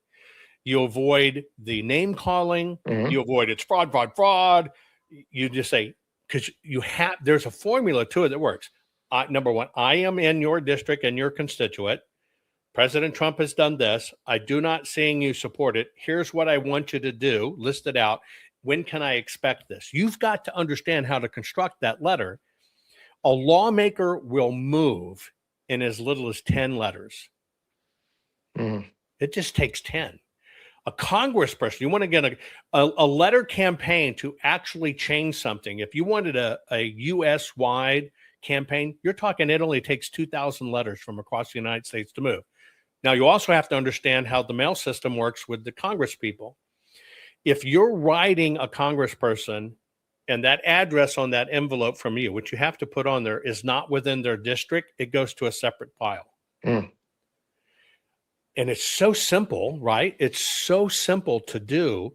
We just don't understand how to use the system against itself. In fact, when letters start pouring into your lawmakers from constituents in the district, it is the only thing that gets run up the flagpole instantly. A physical letter, because they can't dodge it.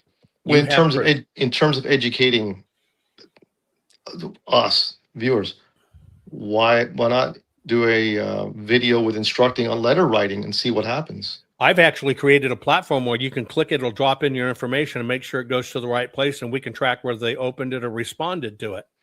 You made that? I did the first one. Back in 1997, I did writecongress.com. For the first time, people had every congressperson and they could understand where to send them a letter. We're way past that. In this iteration, a few months ago, I put all kinds of key Republican influencers together and I said, here's the system. I can generate 1 million letters to a lawmaker that have their name and information on it. It's the right way to instruct them. By the way, that is 6 semis and 100 postal trucks worth of mail. Do you think they'll pay attention? You would hope. Yeah, absolutely. I put all of the people on and I said, we got about $3 million worth of coding to do to build this system. And you literally have to have your own self-isolated system because it's got to use the traditional franking process. Here's what it'll take to do. You know what every one of them said? Nothing. Catch you later? Yeah. No, they not a follow-up, not a call-up, not of anything. It's because on the Republican side, they'll let you do it. They'll let you fund it. They'll use the hell out of it, but they won't do it for themselves. This is the only thing that now in today's society will literally move the ball. And you have to move the ball in a massive way. And you have to tell your lawmakers, you've got to do it in a way that your letter cannot be threatening. Of course. You have to be within the district or precinct, preferably, not mandatorily. You've got to clearly state this is the problem. You got to clearly state, but I haven't seen you do this. You have to make the demand of this is what I want from you. And then you have to make the request. when can I expect you can do this? Because people don't use those mechanisms. There are no tracking in it. This is the way we can do it. That's why I'm saying it's up to us. If we literally did it, let me show you what this would look like. I'm going to show you something on my screen that I've never shown people before. Is that okay? It's your show, right? Well, no, it's my show, but I want to. I want to hang on. I want to show you something. Hang on. Hang on. Let me see if I can find it real quick. Let's see. Hang on. Give me a minute.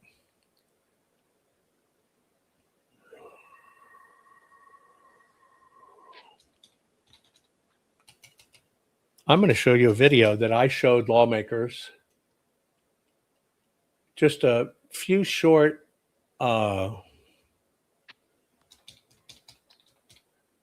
weeks ago.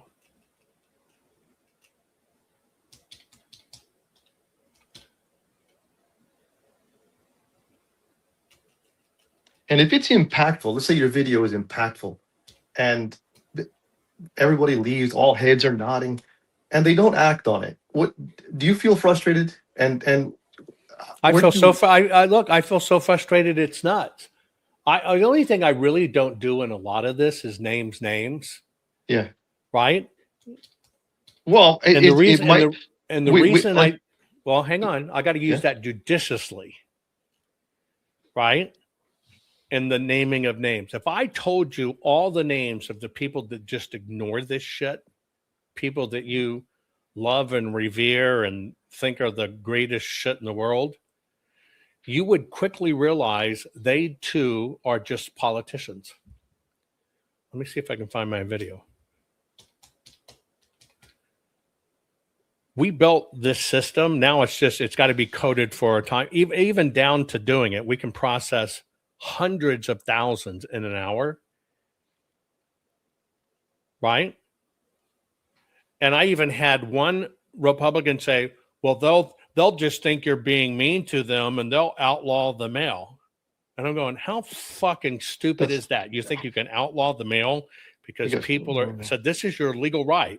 Well, you can't mass mail lawmakers. Who in the fuck told you it was mass mail? You got to have, the key is you got to have a person. Well, I'm gonna change that. Give me a moment here. Let me see. Where can I go get this? All I'm saying is we don't use what we have in our bag of tricks to do it right. And the reason we don't have them is because people don't want to make them. I'm looking up for a password so I can pull it off. And part of that is ignorance too, not knowing. A lot of it is ignorance. By the way, what do you teach? Or what are you doing in education? It's engineering. Beautiful. Let's see. Your comments on education have been spot on. But I think you know that. I'm so frustrated with that education. It's not, isn't it? I'm going to get a video and I'm going to show you this because I just sat down, lawmakers, the whole bit, saying, guys, this is what we got to do. And this is such an important topic. I'm going to choose this. I'm going to show you how we do it. But you have to do it within the laws. That's the key. You got to do it within the law. And if you don't, you're playing into their hands. That's right. You're easy to be shut down, silenced, picked off, whatever it might be.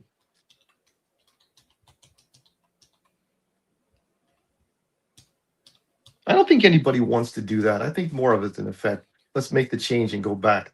What's that expression? We're a nation of probably wills and not laws. If we're not willing to effect it, make any law you want. We're not going to. That's my comment about the bank robbery. Yeah, if you're not going to enforce the law, what difference does it make? See, that's a different topic. And how do you get enforcement of law? You get enforcement of law by accountability. Yes, I'm looking for a video. But you get accountability by understanding how do you ask for it. Let me get them all to pop up here. 1, 2, 3. Where's my videos? Damn it.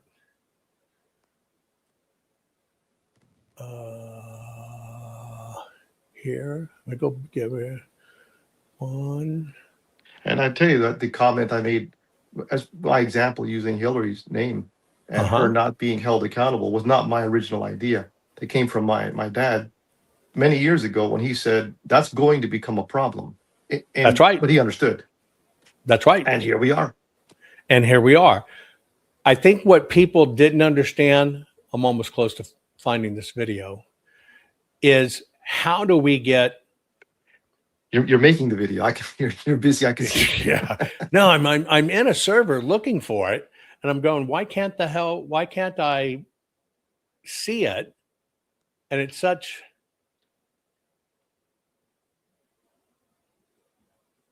Let me see if here's an early one. Hang on. I've got one. I want to see what it, and I will show you.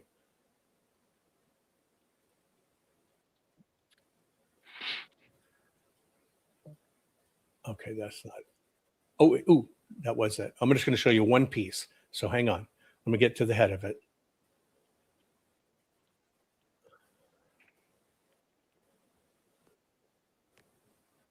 Okay, here you go. Again, hang on. I'm going to pull it up. Okay, stay by. I want to show you if you had one topic. This will show you how far back I went when I originally created this. But you've got to get influencers and stuff to folks are about to see something I've never shown publicly before. I don't want picture in picture. I want big screen. I accomplished something, right?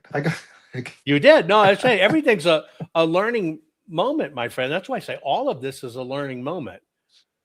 Okay, get ready. Let me pull it up on my screen. Give me a thumbs up, by the way, Jeff, when you hear sound, okay? Just give me a thumbs up so I know you hear the sound. Here we go. A Duck Dynasty star suspended indefinitely from the hit show after making some controversial comments during a magazine interview. Duck Dynasty dad Phil Robertson sounds off with some anti-gay comments. But stores are not the only places getting congested. They're receiving more than 2,500 bags of mail. Called out, the superstar patriarch of Duck Dynasty, Phil Robertson, put on indefinite hiatus now by A&E. Thousands of people today are supporting Robertson and petitioning for his return. Republican Governor Bobby Jindal of Louisiana just issued this statement saying, in part, this is a free country and everyone is entitled to express their views. In fact, I remember when TV networks believed in the First Amendment. It's a messed up situation when Miley Cyrus gets a laugh and Phil Robertson gets suspended. After some heavy lobbying by gay community. Most of the outrage seems to be about the comments he made about gay people, which are really reductive. What he's saying is because gay sex icks him out, he doesn't think that gay people are entitled to equal rights. And I always say when people write that or make that point, well, I'm grossed out by straight sex. Basically, A&E released a statement saying, quote, "We are extremely disappointed in Phil's comments."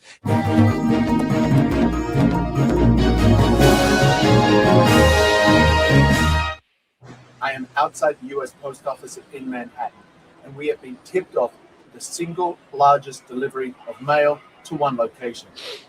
Postal executives have a news conference, but wait a minute.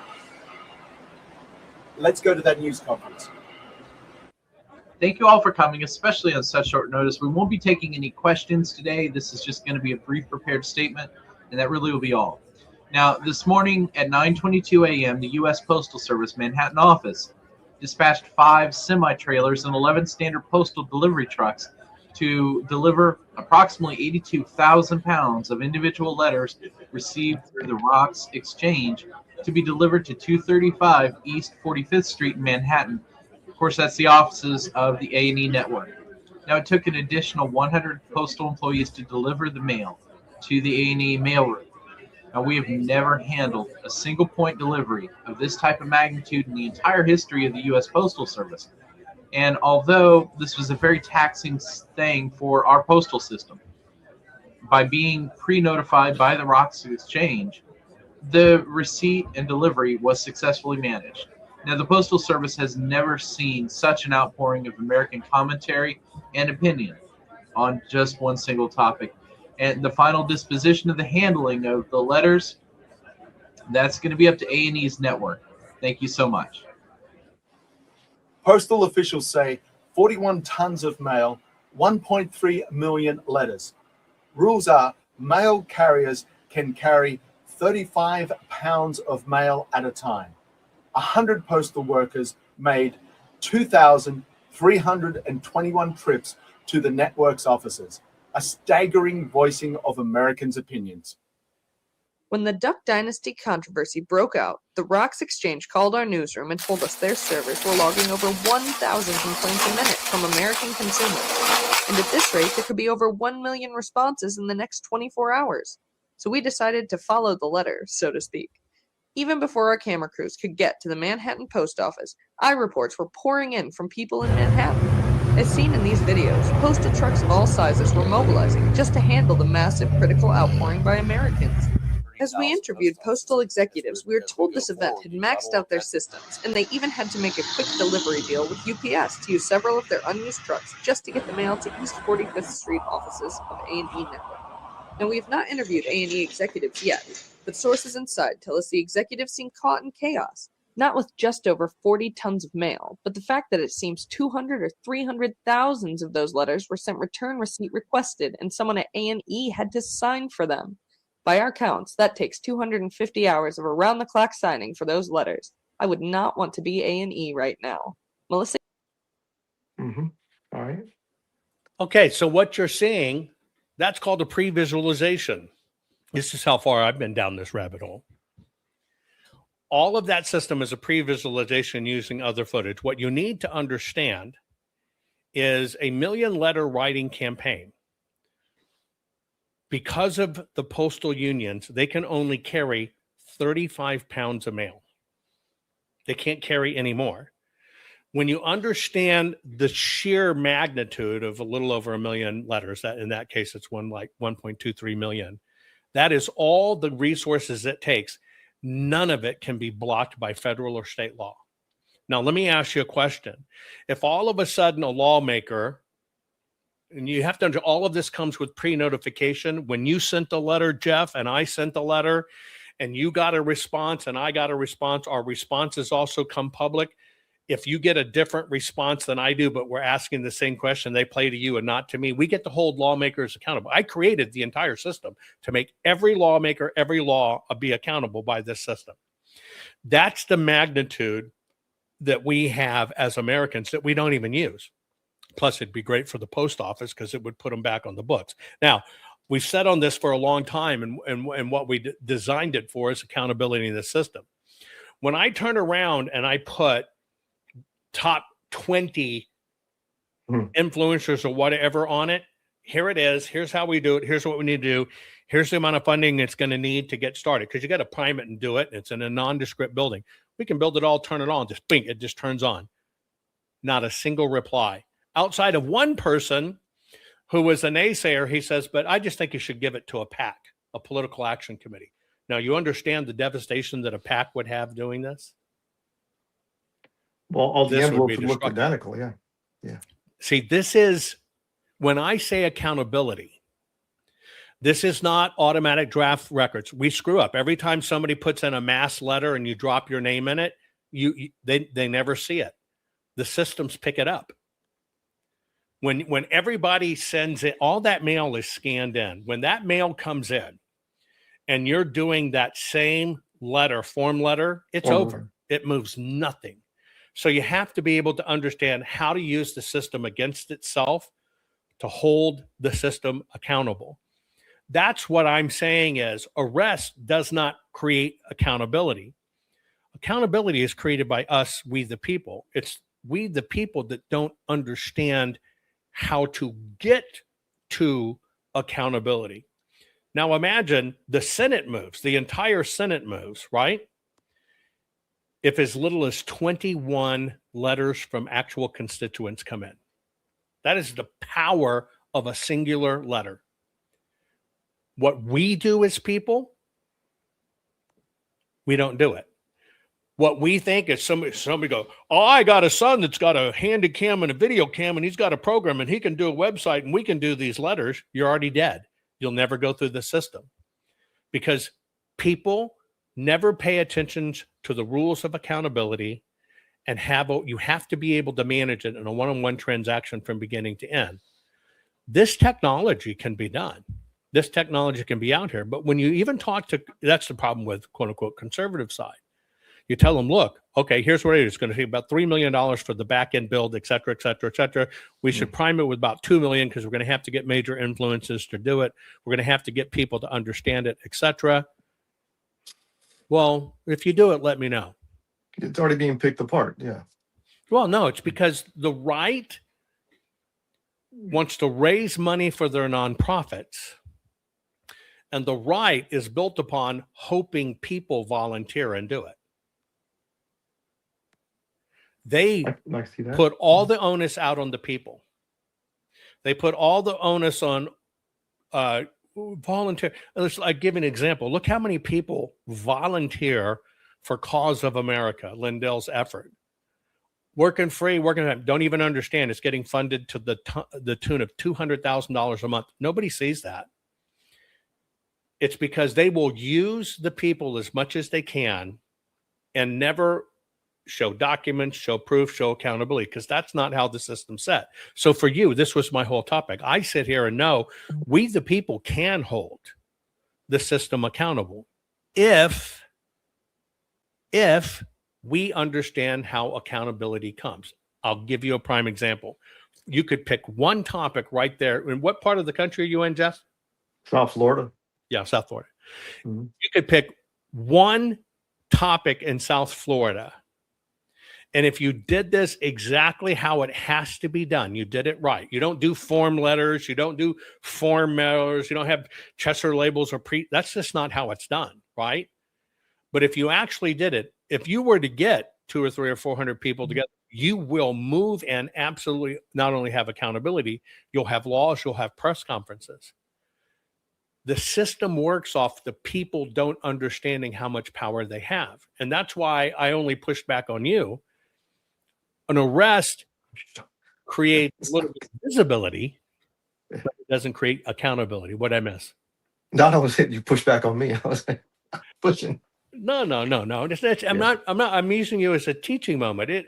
Unless all of us can discuss these things and the other person didn't even want to come on. You're talking impactful. And I do remember more vaguely that in 2000, when the pregnant Chad thing was going on down here, back and forth to the courts, and down here in South Florida, and I'm gonna give a compliment to a group of people. The counters were with magnifying glasses looking at these things and arguing it back and forth. There was a piece of glass there so people could look in the room, and individuals started pounding on the glass. I think it was day 2 or 3 because they recognized something. This was a group from the Miami Cuban community who said, hey, we've seen this before. No. And the people on the other side of the glass felt, look, they were intimidated, but a point was made. You're not going to do this. You're out of your purview here. You're trying to make stuff up as it goes, and we're holding you accountable. I didn't say any crime happened, but that was a big moment in our history because they backed off. Like similar to you getting, we're going to overwhelm you with a million letters. Right. They're going to something physical makes people stop what they're doing. Right. Yeah. We have to create a physical manifestation of accountability. So I basically say lawmakers talk out of both sides of their ass. But when you have we the people looking for that, and I know you sent a letter, but you're in this district, and they covered 2 districts, and I got a letter, and one letter, he says, I'm going to fight for this, and your letter goes, well, I stand with you, and we're not going to do it. I think it, right? We have no mechanisms to hold lawmakers accountable. Well, that was good. I mean, in the past, I've called, I think it was my senator, and I asked them to go to their neighboring senator, not in my state, and tell them to put their phone back on the hook because I want to leave a message for them too. And you can, but see now the issues, phones have, and here's why I did this. I was the person that released in the mid to late 90s. I released the Star Report online. I was the first person to take it and put it online so people can get it.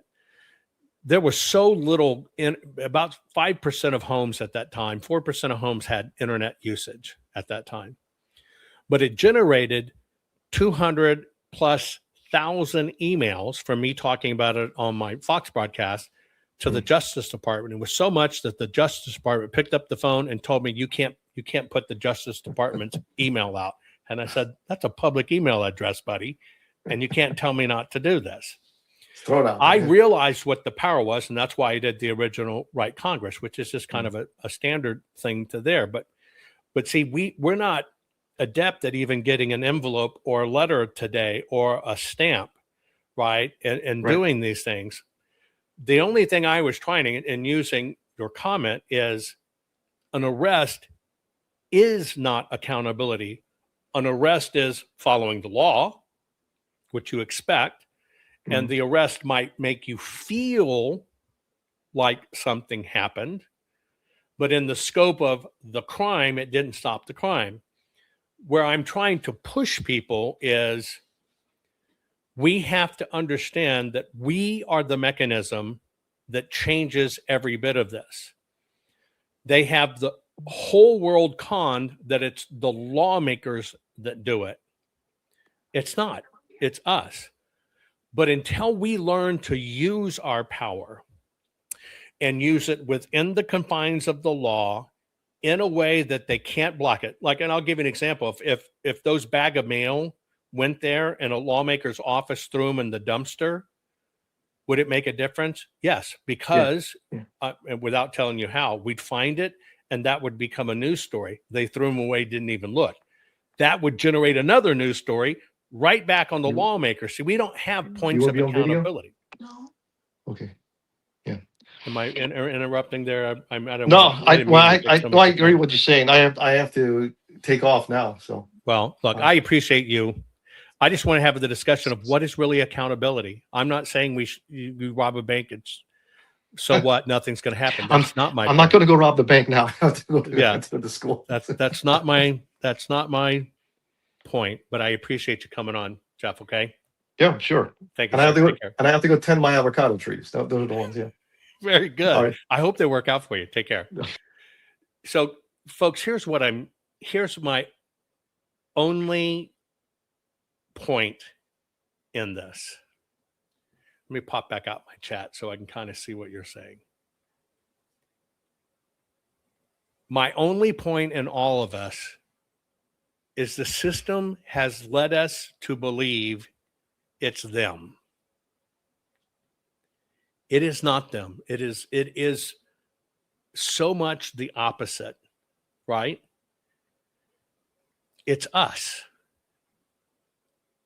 And until we take the time, right, to understand how do we use our rights under law, how do we get engaged, how do we hold people accountable, but it must, in a technology world, it must talk back and forth to be accountability. Those of you that got an answer from a lawmakers that you said, I'm against this, and they say, I'm against it too, but somebody in their same district wrote, I'm for this, and they write back, say, I'm for this too. Until we can hold a lawmaker accountable for what they say, right? We're doomed. We're doomed in thinking that the system is designed for fixes. There are no government, state, local, or otherwise systems that are self-auditable, self-repairable. We, on the other hand, are the only things that move decisions in government. Why do you think the left spends so much money on violent activism? Because it makes everybody pay attention. Because it makes the lawmakers freak out. On the right, we haven't created our mechanisms. I think getting out in the street is ignorant. So overdone, it's like calling somebody a racist. That's overdone. However, on the right, if we learn how to fight within a system with tools, then we can literally move government. You guys did it when you held Brnovich accountable when he was running for Senate after not paying attention to the audit. And a double handful of you say, look, I'll follow the formula. Tell me what the formula is. And you did. And you rocked his world and took him from a 76%, where he was at 70%, 6%, you get the seat, and you took him to third place of 4. My only issue in this whole discussion, which somebody says streetcar, who was chicken shit, wouldn't even come on, totally fine. If I don't know why, excuse me, I don't even know why you even comment if you won't defend your own words. And there is the problem. We can talk a lot. We can talk in mass. We can gather by the thousands doing this stuff. But until we understand how the words work, how the system works, and what moves the system, all we have is hopium. Now, I showed you one simple iteration. If 1 million people got together, and it can't be a form letter, and it can't go to the website, fill in your information. It can't. It's dead. It won't move anything. But if you work within the system to do it right, make sure it comports to law, make sure it's done a certain way. You saw the power of 1 million. 1 million letters, everybody going, what the fuck are all these trucks? Well, that would be 1 million of you holding a single lawmaker accountable. Now, what else do you have on the other side of the hook? You got 1 million people that provided the right instructions to the lawmakers the right way, demanded an answer. What if you don't get answers? You know what you did? You just proved that lawmakers not willing to be accountable. They could never escape from it. What if the lawmakers answered half this way and half this way? You'd understand the lawmakers, just being a politician, doesn't care about it. And they look at what you say you're for, and they just say they're with you. You would be able to expose the lies. But until we, the people, do something, nothing's going to happen. We don't have to go to war and riot in the streets. That's what the system wants. I'm not willing to give up our Second Amendment. Therefore, you must think strategically. You must think legally, and you must think, how do I operate within a system and use the system against itself? See, that's the power of Doge, using the system against itself. The data is there. The leaks in money is there. But until you could see how much was really going and that it was bullshit, nothing moved. It only moved when you had the power of the manifestation of seeing the numbers. See, prior to that, we knew, but legally we assumed the government was wasting money. This is where we fail. Yet, we have every bit of technology in the world to fix this, every bit of technology in the world to do this, and every bit of technology to save ourselves and to get rid of these lawmakers. But we have to play within a system that's set up a certain way to understand how to move the system. And so all the massive bitching about money being wasted, think about how long people have been bitching about that. The only thing that ever changed it was when somebody weaponized the data so they couldn't get away from it. Yes, it's still a fight, but now you have something to measure against. And that's what I was saying, trying to get for people in chat. Well, what about robbing a bank? Or what about stealing a car? What are you going to do? Oh, you mean it's okay? We don't hurt anybody? That's your fucking loser attitude. Here's one thing I know. When you think in that pattern, well, you just don't want to hold them accountable. You think it's okay. I already understand you're a fucking loser. And losers don't do shit but complain.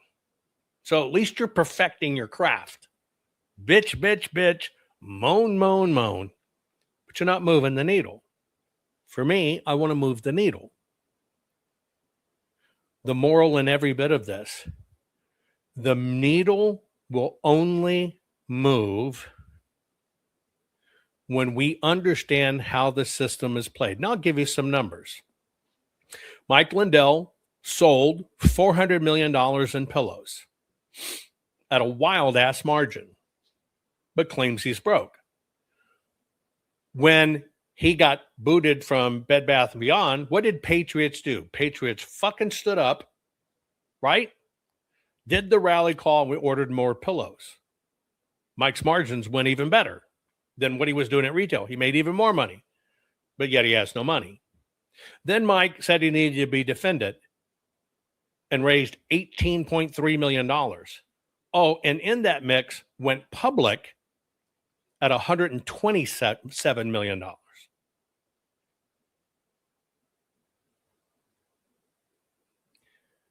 That's how the system's set up. But did we, the people, move the ball through that surrogacy?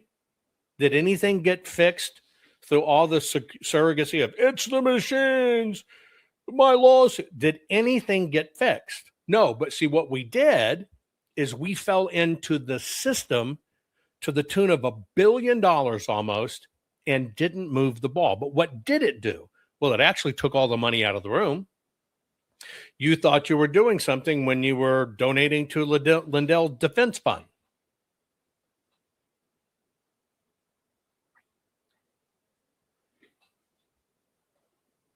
This is why the mental gymnastics are not up to our lawmakers.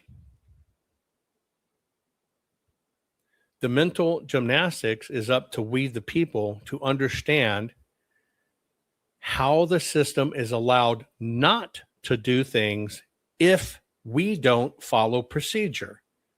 It's why you could be innocent of murder, but charged with murder, decide to rep yourself, but you're fucking going to go to prison for life. Not because you did it, but because you didn't know the rules. You didn't follow the rules, so you couldn't present no evidence. This is how the system abuses us. This is how the system continues to profit. This is how the system moves us instead of us moving the system. Because our first knee jerk is to think an arrest equates to accountability. No, an arrest equates to enforcement, but it has very little to do with accountability. If we want accountability, and it's not justice, that's even butchered and overused. Why would you go out there and say, we want justice, we want justice? You might stand with Greta Thunberg. It works for them, but it doesn't work in the real world. They use it to raise money and create division. Are you going to stand there, well, but we want justice? Is it even justice? No. Arrest is enforcement. You want that. But see, we're not talking about enforcement. That's why I say Fauci could be arrested. But does it change anything? No. Hillary could be arrested for what she's done. But does it change anything? No. If we, the people, learn the mechanics, we are the only things that will create change in the system and will permanently change the system. Now, how do they keep this change from preventing? By getting you addicted to chaos and bitching. Every time there's any movement that looks positive, the system manufactures a new crisis because it's so bitching. Oh, look at that. I knew they were satanic. Synagogue of Satan. And it does this because they can't afford for you doing this.